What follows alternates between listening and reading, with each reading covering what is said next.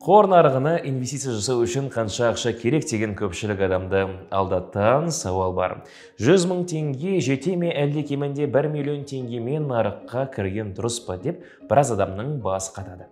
Бүгінгі видеода бастауыш инвесторға сенімді портфель құру үшін қанша ақша керек деген сұраққа жауап береміз. Бұл үшін инвест лайк басып, коммент жазуды ұмытпаңыз. Ал кеттік. Неліктен аз ақшамен инвестиция жасау қате дейді? Жалпы айтқанда, аз ақшамен инвестиция жасағаннан онша көп пайда көрмейсің дейтіндердің сөзінде іштен ара шындық бар. Өйткені одан бір әсерін көрмеуіңіз мүмкін. Бірақ олай дейтін адамдардың басым бөлігі күрделі пайыздар эффектісін ескермейді. Яғни сіз инвестицияны қанша ерте бастасаңыз, табысыңыз да сонша көп болады. Қаражатың аз болса, оны алдымен ақылы курстарға қатысып, көбірек табыс табуға көмектесетін кітаптарды сатып ал. Сосын ақшаң көбейсе, сол кезде бастасаң да болады дейтіндер табылады.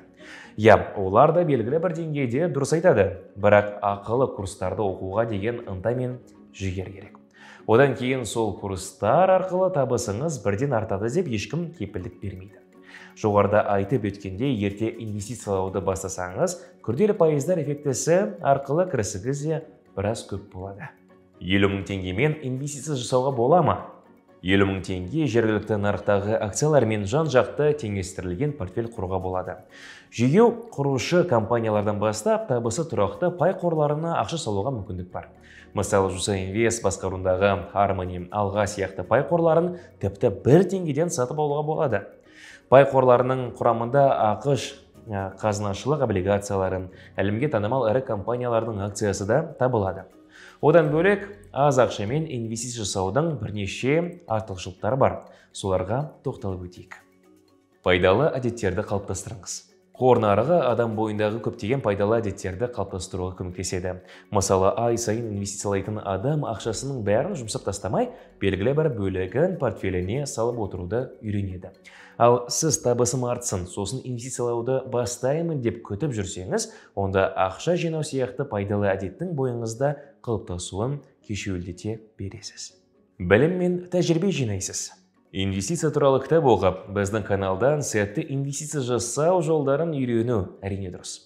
Бірақ нағыз тәжірибені қор нарығында сауда жасап өткізудің орны бөлек. Бұл бірден көп ақша жоғалтып шығынға ұшырағанша басында нарық қалай жұмыс істейтінін тексеруге жақсы мүмкіндік. Қателіктерден сабақ алып, болашақта оны қайталамай, дұрыс инвестиция жасауды үйрену үшін басында аз ақшамен кіргеніңіз дұрыс. Күрделі пайыздар механизмін іске қосасыз. Мысалы, сіз 50 мың теңгені 20% кіріспен инвестицияладыңыз делік. Бір жылдан кейін сізге ол таза кіріс ретінде 10 мың теңге алып келеді.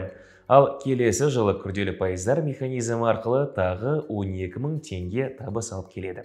Өйткені күрделі пайыздар механизмі тек бастапқы соманың 20%-ын емес, бірінші жылда түскен таза табыстан да пайда түсіреді.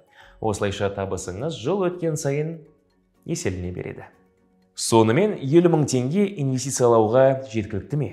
Ұзақ мерзімді перспективамен инвестиция жасауды бастау үшін бұл сома қолайлы деуге болады.